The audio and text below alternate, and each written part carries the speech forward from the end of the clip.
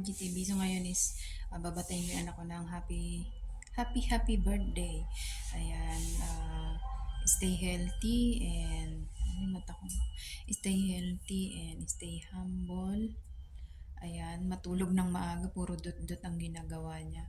Ayan, thank you so much sa iyo at mabait ang aking anak, masipag mag-aral. Hindi man ako na-stress sa kanya. Kaso nung na-stress yung nanay ko, kaya pinapauwi na ako. Ako daw ma-stress sa kanya kasasaway. Pero pag nandun naman ako, hindi naman ako na-stress. Sumusunod naman sa akin. So ngayon babatiin ko siya ng happy birthday, happy birthday to you. Happy birthday, happy birthday, happy birthday, anak ko. Mayuni ka, iha. Ayan. And thanks God, siyempre, thanks God, ito nandito pa rin ako. And sana gumaling na ako ng tuluyan. Umaba pa ang buhay ko. Marami pa akong mission, guys. Lord, huwag mo muna akong kunin. Marami pa akong mission. Alam mo naman, maliit pa anak ko. Thank you so much din sa aking uyab. Ayan, sa aking amore. Thank you so much. Kundi dahil sa kanya, baka naghihirap na ako. Thank you so much sa amore. And sa family ko, nag-aalaga sa anak ko, yung hipag ko, o yung kuya ko siya bumili nung inutusan ko nung handa. Siyempre yung hipag ko, yung nanay ko nakasama niya sa bahay. Ayan.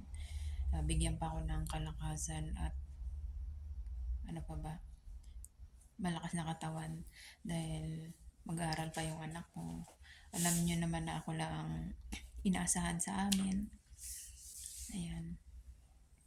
At sana mapatapos ko yung anak ko sa pag-aaral. Kaya thanks God. Kaya huwag mo na akong kunin, Lord, ha. Bigyan mo pa ako ng mahabang buhay. Hanggang sa makita ko yung anak ko na okay na siya at makita ko yung apo ko sa kanya. Ayun. So, ito yung niya guys, yung handa niya sa birthday niya guys. Papakita ko sa inyo. So, may isa siyang bisita yung classmate niya. So, ito na guys ang kanyang simpleng simpleng salo-salo lang. Hindi naman maano yung anak ko na tinanong ko nga siya kung ano yung gusto niya. Bahala daw ako. Sabi ko, yung sa bilao na lang handa mo. Sabi ko, okay daw. Tapos tinanong ko rin siya, ano handa mo? Yung sa bilao, sige, bilao, walang laman. Hindi naman yung anak ko yung parang gusto yung bonggang handa. Yun, hindi. Sabi ko nga, pag may pinipicture gusto mo to, ayaw niya. Hindi siya yung parang, yun basta lang may cellphone siya guys, masaya na siya. Hindi siya yung yung hingi lang siya ng pera, order sa online, pero yung mayat maya hingi ng yung sabi mo to gusto ko to, yung mga ganyan, siya na bahala, basta hingi lang siya sa akin ng pera. Hindi naman madalas pag may nagustuhan lang siya. So yun lang ang kagandahan na kahit sabi ko nga minsan sa kanya, magastos ka, uwi na ako. Dahil kung ganun sa kanya, mag-iipon, kailangan ko na mag-ipon para pag uwi ko is may pera nga kami. So ito guys, yung kanilang food. Yan. Thank you for watching sa inyong lahat.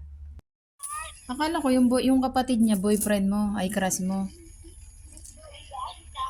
Di pala.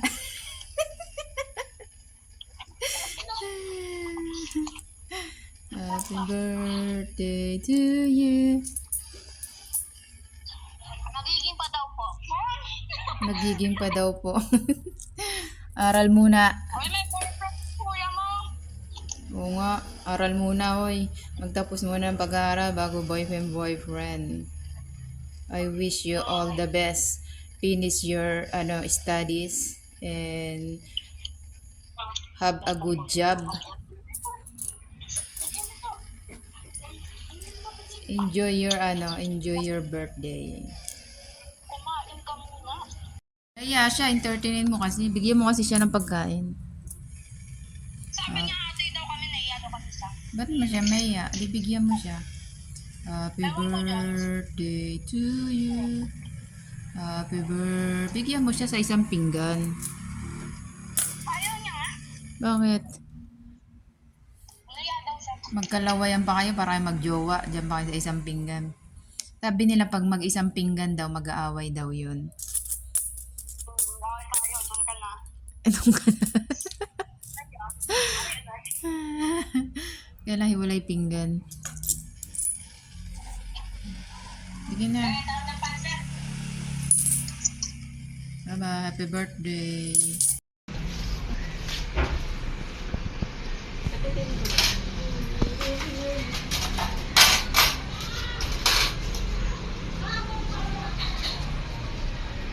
Happy birthday to you. Umalis Happy agad. birthday to you. Kanya ako tubig. Naginginip ako sa tabi.